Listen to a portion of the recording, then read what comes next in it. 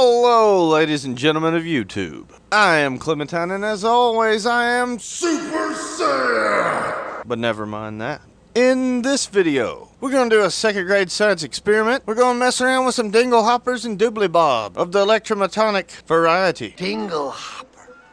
We're going to do some soldering, and some grinding, and some drilling, and some screwing, and some screwing up. And after much deliberation and foul language, we're going to have us a guitar pickup with an adjustable strength electromagnet. I will show and explain this entire process in detail, including some simple diagrams that anyone can understand. And after that, we'll test this contraption with a solid state and boutique tube amplifier so that you can use your own ears to settle the debate of exactly what effect magnet strength has on the sound of a guitar pickup once and for all.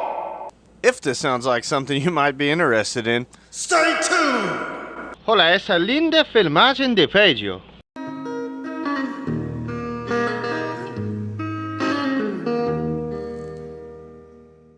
So this whole crazy idea was a suggestion from a viewer, Eric Kellerman, or maybe it's the Scandinavian pronunciation Eric. Well, anyway, he said, I've been wondering if it's possible to test magnet strength effect on output and tone.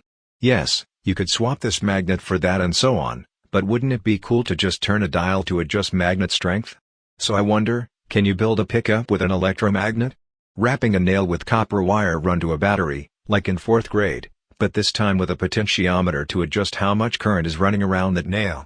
Attach the nail to one of the metal base plates on a horseshoe pickup. this is a fantastic idea. I've actually thought of this before, but I never really tried to do anything with it. So I go to the workbench, I take a bolt, a piece of coiled up wire, and a D-cell battery. I put the bolt through the coil, I hook it up to the battery, pick up the nail, let go, it'll drop the nail again, pick it up again. Okay, this is working, but this will burn the hell out of you. So here's problem number one. So at this point, there's a lot more thinking than actual doing, and you can't really see thinking unless you go to a diagram. So I took my battery and my bolt, and I wrapped the wire around the bolt. Those electrons running through there like a racetrack made a magnetic field come out then. Guess it's actually coming out everywhere, but you know, I stuck the nail to the end. So I'm looking at this and I'm thinking, hey, if I stuck a magnet on the back of this and instead of hooking it up to a battery, hooked it up to a guitar amp, that magnetic field coming out the end would become a sensor. And if you would happen to put a string inside that magnetic field and wiggle it around, you got you a single pole guitar pickup. Even though, you know, you'd actually need a whole lot more wire, but either way, I started thinking about that. I'm like, okay, you take the magnet back off, then you take another one of these bolts that's wound up, you put it right up under there, and you got a one-pole version of exactly what Eric was talking about. But a regular guitar pickup have 6 of these. He had made the intelligent suggestion of just sticking a flat plate to the back and sticking the bolt to that to spread out that magnetic field, but I thought, hey, stick another guitar pickup under there and let that act as a magnet. That magnetic field should go right from the bottom poles to the top poles, and it'll work awesome. But the way I got burned, that'd probably melt down a regular pickup windings in like half a second. But then I remembered that I had wound an 8-ohm pickup coil with thick wire when I was trying to build a Sustainiac driver in a previous video. So I go get that thing, put it on the workbench, hook it up to the battery, barely any power. It's like not really even working hardly. So I ended up trying it with a 9-volt battery. Had even less power. That didn't make any sense to me at all. So I grabbed the bolt that I knew would work with 1.5 volts. I put 9 volts into it from a battery. It's not doing anything. Super weak. So I test the battery. It's pretty hot. It's almost new. Only thing I can figure is it's an amperage problem. There's not enough amperage in this little 9-volt to power that electromagnet. So whatever solution I come up with to adjust my power is going to have to pretty much be constant high amperage. It's at this point I start doing all kinds of research on electromagnets, how to make your own electromagnet, how to make an adjustable electromagnet. I studied on this for a few days, and then I cheated.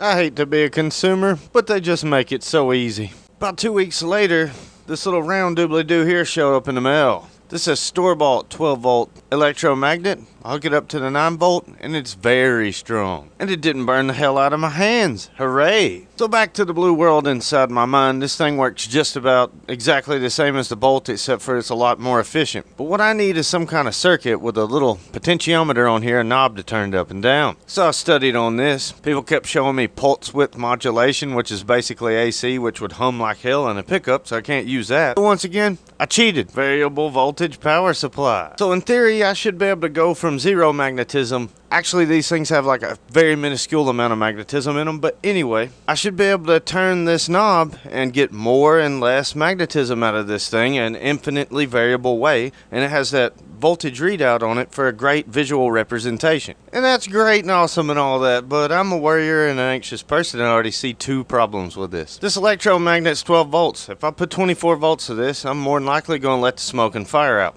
Another thing is you slap a pickup on top of here and that thin magnetic field's probably only going to work on the D and G strings. The solution to both these problems is one and the same. I need to take 2 of these electromagnets and hook them up in series. That way you can turn it wide open, get a field coming out of both of them. They're spitting that 24 volts to their little 12 volt bodies. They don't catch on fire. Also, when you slap a pickup on top of there, your magnetic fields will be much wider. But this is really still not ideal, so we'll go back to Eric's original thought. Put a metal plate on the back of that pickup.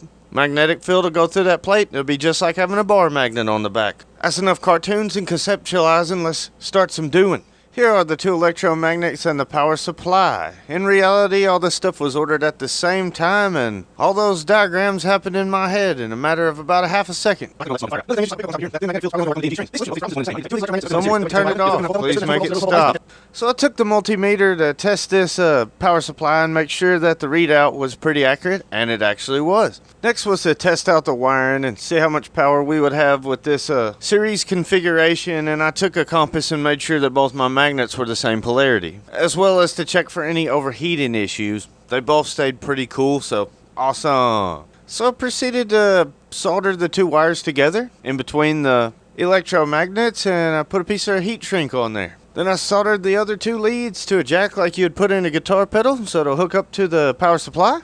So here we have a spare Stratocaster pickup with the bar magnet removed, and I had actually tested these magnets on here previous, and they did not spread out the magnetic field wide enough, so I'm going to take this piece of heat sink and mark it so that it can act as kind of like a variable bar magnet. So here I'm using a side grinder to cut this thick piece of heat sink metal, and I tried to do this with a hacksaw first. That was not going to happen. And you can see I don't immediately bend over to try to pick up that piece of metal I cut off there because I haven't committed any major crimes lately and I like my fingerprints. After I'd cleaned this piece of metal up with a file, I used a piece of double-sided tape to stick it right in the place of the original bar magnet. And now we are ready to start installing all of this into the guitar. I quickly realized that there wasn't enough depth in this pickup cavity to fit those magnets with the pickup on top.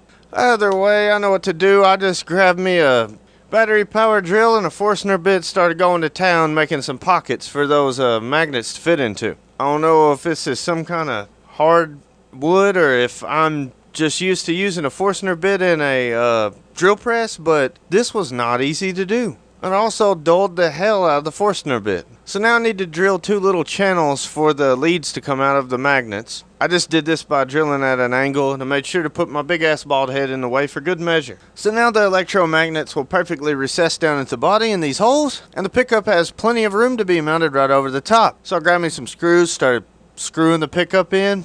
Then this shit happened.